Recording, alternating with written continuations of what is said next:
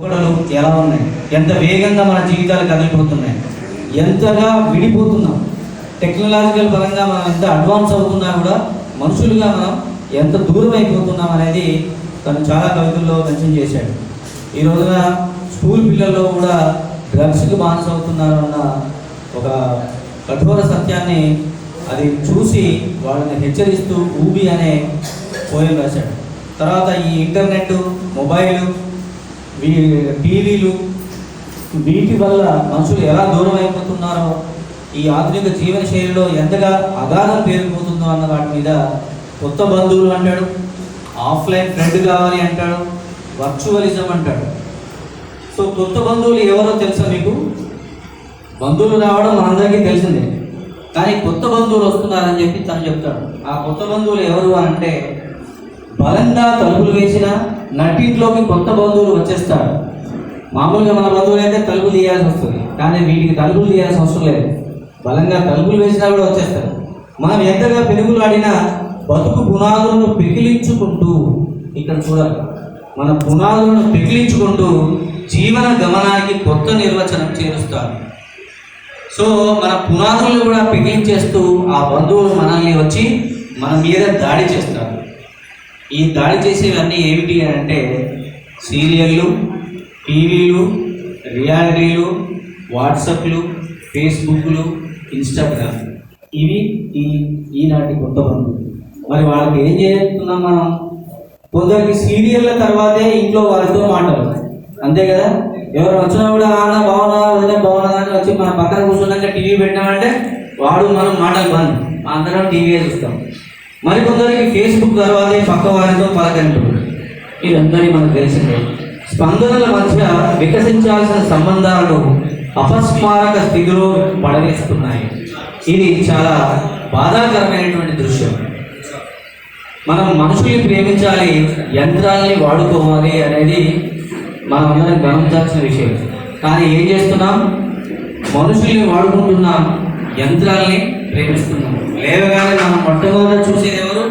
మన అమ్మో నాన్నో కాదు, పక్కన మొబైల్ ఎక్కడ ఉంది దాన్నే కదా మనం చూస్తాం.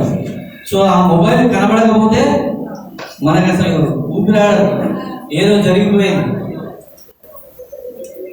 మనుషుల కంటే ఎక్కువగా దాన్ని ప్రేమిస్తున్నాం. సో ఇట్లాంటి ఆధునిక జీవన శైలి లోపల మనుషుల మధ్య పెరిగిపోతున్న అగాధాన్ని ఆయన ఏర్పడతాడు. ఇక నాస్టాల్జియా విషయానికి వచ్చేస్తే ఇది చాలా అందరూ కనెక్ట్ అయ్యే విషయాలు. మన బాల్యం గురించి, మన ఊరి గురించి, మన చెరువు గురించి ఎవరు ఏం చెప్పినా కూడా అది వ్యక్తిగతం అయినప్పటికీ కూడా మనమందరం కూడా కనెక్ట్ అయిపోతాం. ఎందుకంటే ఎప్పుడో ఒకప్పుడు మనకు తెలిసిన వాళ్ళకో మన బంధువులకో ఆ అనుభవం తప్పకుండా ఉండే ఉంటుంది. ఒక్కసారి మా ఊరికి పోయి రావాలి అని ఒక కవిత రాస్తే నాకు చాలామంది ఫోన్స్ చేశారు. తను ఆశ్చర్యపోయినా, నేను సంతోషపడ్డాను. మాకు కూడా ఊరికి పోయిన ఒక అనుభవం, ఒక ఫీల్ వచ్చింది. ఈ రోజున మన ప్రసాద్ రాసిన కవిత్వంలో కూడా ఆ బాల్యమే బాగుంది, ఆ బాల్యమే బాగుంది. ఇక్కడ ఈ ఒక్క లైన్ మనందరం ఒప్పుకుంటాం కదా. ఇప్పుడు ఎంత మనం లగ్జరీస్ లైఫ్ గడుపుతున్నా, కార్లలో తిరుగుతున్నా, రెస్టారెంట్లకు పోతున్నా, సినిమాలకు పోతున్నా, ఎంత విచ్చలవిడితనం ఉన్నా, లగ్జరీస్ లైఫ్ గడుపుతున్నా కూడా ఆ బాల్యమే బాగుంది అంటే ఖచ్చితంగా మనం అందరం ఆ ఒక్క వాక్యంతో తీర్మానం చేసేయచ్చు. ఏమంటాడు? స్కూల్లో పైథాగరస్ సిద్ధాంతం అర్థం కాకపోయినా, ఆక్సిజన్ తయారీ రాకపోయినా, వెనుక కూర్చుని నవ్వుతూ గడిపినా ఆ బాల్యమే బాగుంది. చదువు కోసమే స్కూల్కి వెళ్తాం, ఆ చదువు అవ్వకపోయినా ఆ బాల్యం చేసే ఎంజాయ్మెంట్, ఆ స్వచ్ఛత, ఆ నేస్తాల మధ్యన గడిపిన ఆ సమయం ఎంతో విలువైనంటూ ఆ బాల్యమే బాగుంది అని అక్కడ జరిగే తన బాల్యంలో జరిగిన అన్ని సంఘటనలన్నీ తను ఏర్పడతాడు. తర్వాత ఉగాదికి సన్న సక్కరి పోలేదు. ఇక్కడ గమనించండి, ఉగాదికి సన్న సక్కరి పోలేదు, రంజాన్కి తిన్న షేర్ కుర్మాలు, బాక్సింగ్ డే నాటి కేకులు గుర్తుకొస్తే ఆ బాల్యమే బాగుంది. ఇక్కడ కవి యొక్క చూపు, కవి యొక్క విశాలత మనం అర్థం చేసుకోవాలి. ఈ రోజున భారతదేశంలో మనుషుల్ని మతం పేరుతో విడగొడుతున్నటువంటి సమాజంలో మనం బతుకుతున్నాం. మతమే ముఖ్యం, మనుషులు కాదు, అనేది మన మెదడులో వాట్సాప్ యూనివర్సిటీ విపరీతంగా ప్రచారం చేస్తున్నారు. ఈ కాలం లోపల తన దృష్టికోణం, తన స్పష్టత, తన భిన్నత్వంలో ఏకత్వం పట్ల తన ప్రేమ ఈ వాక్యాల్లో మనకు కనిపించింది. రంజాన్ని, బాక్సింగ్ డేని, ఉగాదిని సమానంగా తను మెన్షన్ చేసినటువంటి ఈ వాక్యాలకి తనకు ఒకసారి గట్టిగా అభినందనలు తెలియజేస్తాం. ఎందుకు మన బాల్యం బాగుంది అంటే అప్పటికి మనకు కంప్యూటర్లు లేవు. ఎందుకు బాగుంది? అప్పటికి మనకు కంప్యూటర్లు లేవు, స్మార్ట్ ఫోన్ల బెడద అసలే లేదు, టీవీల పిచ్చి కూడా ఇంకా మొదలలేదు. సో ఇవి కారణం. ఈ రోజు మనం సంతోషంగా లేకపోవడానికి, మనుషులు దూరం అవడానికి ఏదైతే కారణమో ఆ కారణాలైనటువంటి ఆ మొబైల్ ఫోన్లు, ఆ టీవీలు, ఆ పిచ్చి ఇంకా మొదలలేదు. కాబట్టి ఆ బాల్యమే బాగుంది. ఈ రామశక్తి తెలంగాణ భక్తులు ఆ బాల్యమే బాగుంది అని చెప్పేసి తను అన్నప్పుడు ఆ కవితకు మనందరం కూడా కనెక్ట్ అయిపోతాం. ప్రకృతి గురించి ఏ కవైనా కూడా చాలా ఆర్తిగా, ప్రేమగా, ఇష్టంగా కవిత్వం రాస్తారు. అట్లాంటి ప్రకృతి పట్ల తన ఇష్టాన్ని వ్యక్తీకరిస్తాడు. అట్లాగే ఆ ప్రకృతిలో జరుగుతున్న విధ్వంసాన్ని కూడా తను ఎండగడతాడు.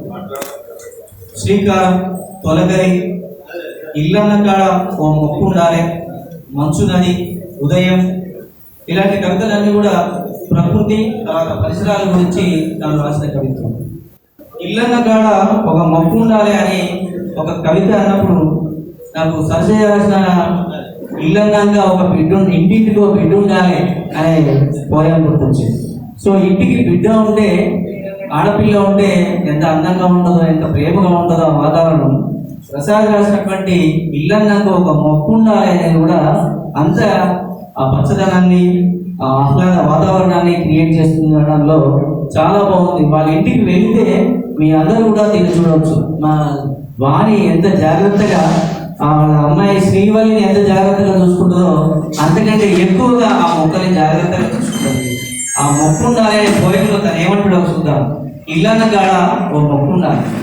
మొక్కు ఉంటే ఏమైతుంది?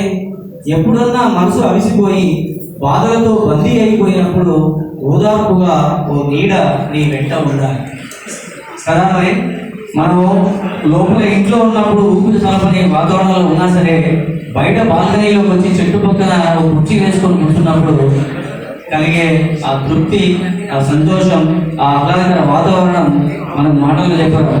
ఇక్కడ యోగి గారు అవుతున్నారు. వాళ్ళ ఇంటి మీద డాబా గార్డెన్ ఉంటుంది. రూఫ్ టెర్రస్ గార్డెన్కి ఒక ఐకాన్ మన కరీంనగర్లో మన కౌలు యోగి యుగంధర్ ఉన్నారు. Accept you sir. అలాగే ఇంకా ఏమంటాడు? మొక్కలుంటే ఏమవుతుంది? దారి వెంట పూసిన పుష్పాలు రంగురంగుల సిగిడిలా ఊడు నీకు నిత్య స్వాగత గీతం ఆలాపించాలి. ఆ మొక్కలంటూ ఉంటే, నువ్వు వస్తూ ఉంటే సింగిడిగా ఇంద్రధనుసులాగా రంగురంగుల పూలన్నీ ఊగుతూ నీకు ఇంటికి వస్తుంటే నీకు చిన్నపిల్లల కంటే ప్రేమగా నీకు స్వాగతం చెప్పాలి అంటే ఎంత బాగుంది ఈ ఊహ. సో ఇట్లా అనిపించినప్పుడైనా మా ఇంటికి తప్పకుండా మొక్కల్ని పెంచుకోవాలి. మీకు ఎన్ని మొక్కలు కావాలన్నా యుగంధర్ గారి సార్ తెచ్చుకోవాలి ఫ్రీగా. నీ చుట్టూ అల్లుకున్న ప్రకృతి ప్రాణగంధమై నీ గుండెల నిండా నిండి ప్రాణవాయువై ఈ ఆయుష్ను పెంచాలి. ఎప్పుడు చూసినా మనము నిండు నూరేళ్ళు వడ్డీలు అంటాము. నిండు నూరేళ్ళు వడ్డీలు అంటే మనం చేయాల్సింది ఏంటి? ఎక్కడో పూజలో ఏమో సరే చేసుకున్నా కూడా తప్పనిసరిగా చేయాల్సింది ప్రతి ఇంటికి ఒక మొక్క కాదు, ఒక్కటే అంటే మొక్కలు తప్పకుండా పెంచుకోవాలి అని చెప్పేసి ఇక్కడ చెప్తాడు. చాలా గొప్ప భావన. తర్వాత